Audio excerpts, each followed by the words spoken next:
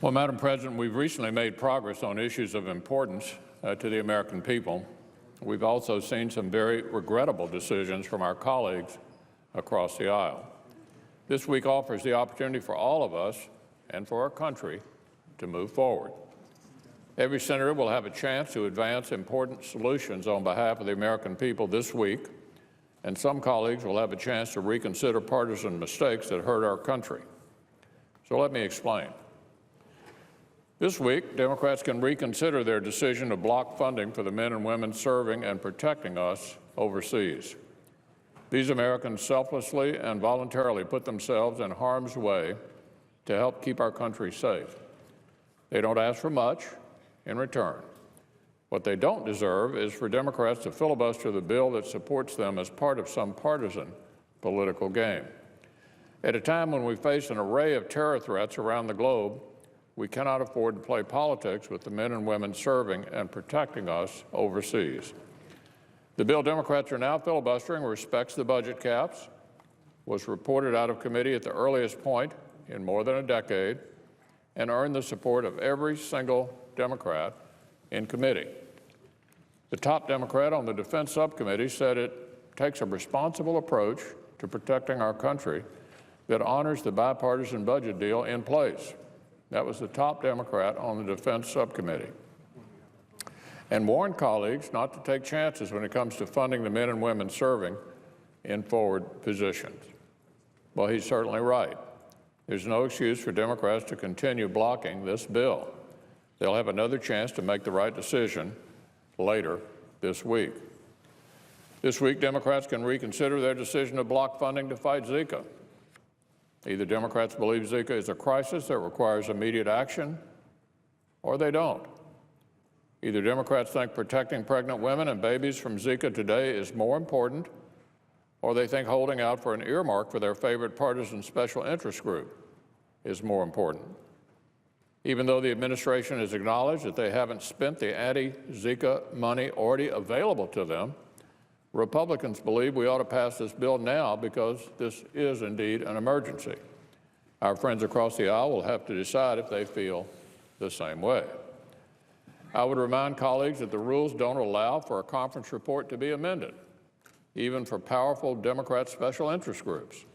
And repassing the same bill that went to conference, as some have naively suggested as political cover, won't put a bill on the president's desk. So I urge colleagues to work with us to pass this compromise Zika control and veterans funding legislation and send it to the president for a signature, not block it and spend the summer explaining why a special interest group was more important than funding Zika control and our veterans. This week, senators can take decisive action to combat the heroin and prescription opioid abuse epidemic that's hitting nearly every state and community across America. Support for the Comprehensive Addiction and Recovery Act conference report that passed the House last Friday seems to grow with each passing day. There are now more than 230 groups fighting this epidemic in their own communities that have come out in support, including the Detroit Recovery Project in Michigan, the Foundation for Recovery in Nevada, Central City Concern in Oregon, and Project Recovery in New Hampshire. One of these groups is the Fraternal Order of Police. Here's what the group's president had to say about it.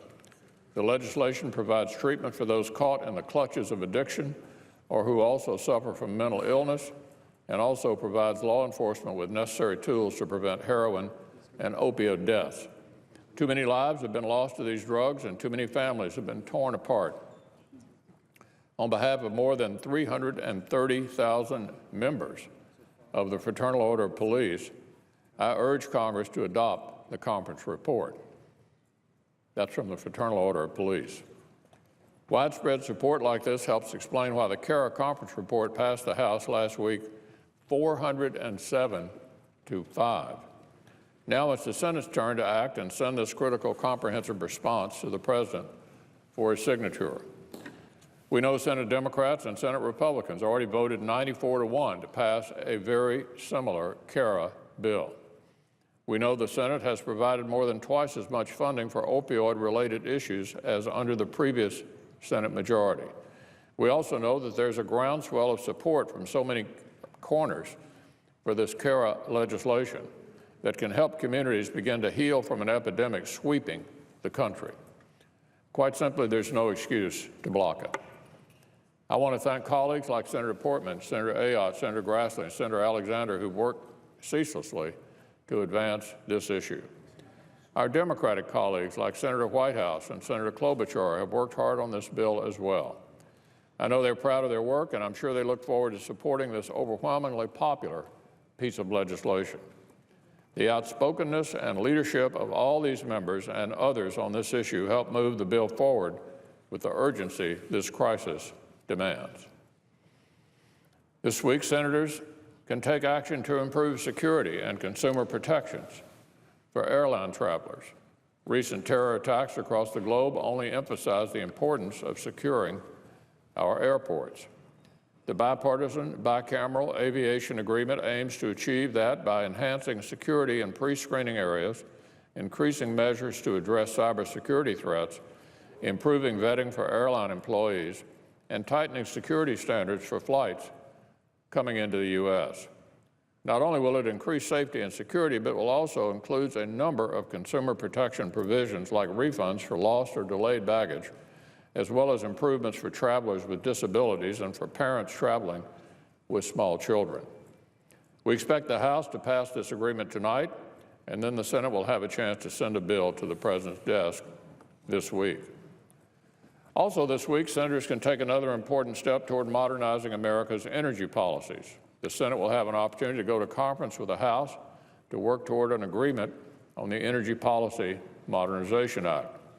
This reform bill, which passed the Senate in April, represents the first broad energy legislation to move through the Senate since the Bush administration. It aims to bring our aging policies and infrastructure in line with current and future demands. Going to conference on this measures would put us one step closer to arriving at a final bill and sending it to the President's desk. So, Madam President, with cooperation this week, senators will have several opportunities to advance serious solutions that can make a difference for the American people. From doing the right thing by our veterans to protecting pregnant women and babies from Zika, from supporting our service members to combating the prescription drug opioid and heroin epidemic, from keeping airline travelers safe to modernizing America's energy policies. There's a lot we can get done. There are issues that should be priorities for us all. I would encourage colleagues on both sides to work together to advance each of these solutions in the coming days.